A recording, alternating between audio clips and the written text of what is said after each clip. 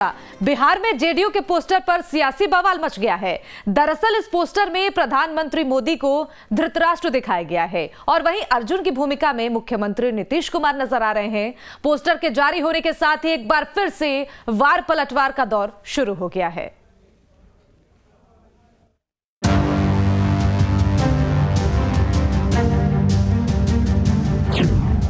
बिहार में महागठबंधन की सरकार बनने के साथ ही जेडीयू और बीजेपी में सियासी बयानबाजियों का दौर शुरू हो गया है। लेकिन अब बयानबाजियों के इस दौर ने पोस्टर वॉर का रूप ले लिया है। दरअसल बिहार में अभी से 2024 का चुनावी शंखनाद हो चुका है। सीएम नीतीश कुमार विपक्ष को एकजुट करने की जद्दोजहद कर रहे हैं, तो वहीं बीजेपी सीएम नीतीश कुमार को घेरने में लगी है।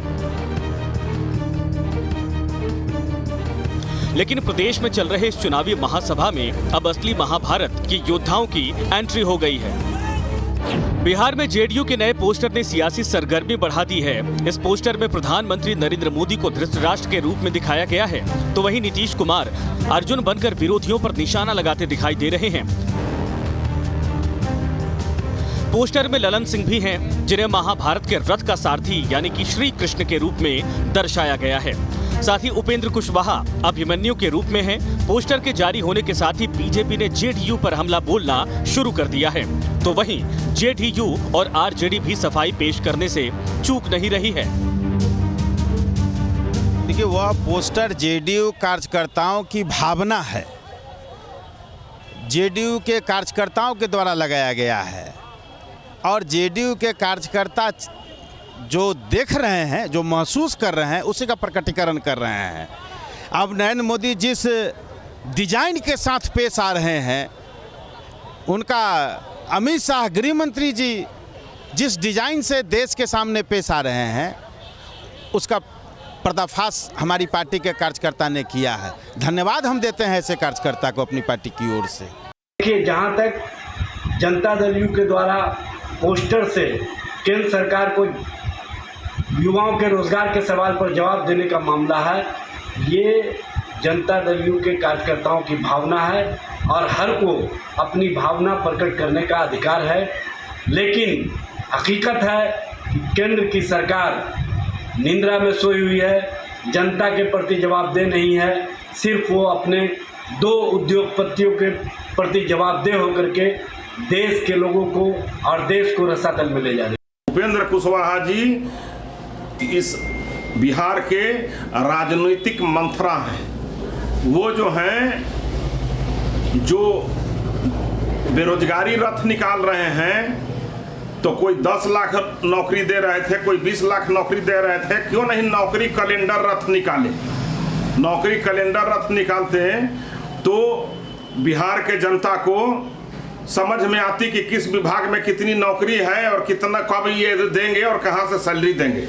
तो ये तो इनके जो राजनीतिक दुर्योधन आदरणीय मुख्यमंत्री श्री नीतीश कुमार जी हैं, वो जो हैं कुर्सी के लिए इतना व्याकुल है कि कभी इधर कभी उधर, और बालू और दालू का खाली 2 नंबर का कारोबार बिहार में चल रहा है। अपराध, अपहरण और महिला उत्पीड़न और ये सब टाइप का घटना यहाँ चल रहा है। अब जदयू का मतलब हो गया है जनता दमन उत्पीड़न। तो ये जो हैं इस माध्यम से पूरे बिहार को शोषित कर रहे हैं और पूरे बिहार को बर्बाद किए हुए हैं।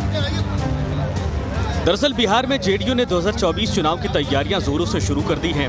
अपने मिशन 2024 की लड़ाई जेडीयू बेरोजगारी के मुद्दे पर लड़ना चाहती है, लिहाजा जेडीयू ज्यादा से ज्यादा युवाओं को अपने पाले में लाने की कोशिश कर रही है।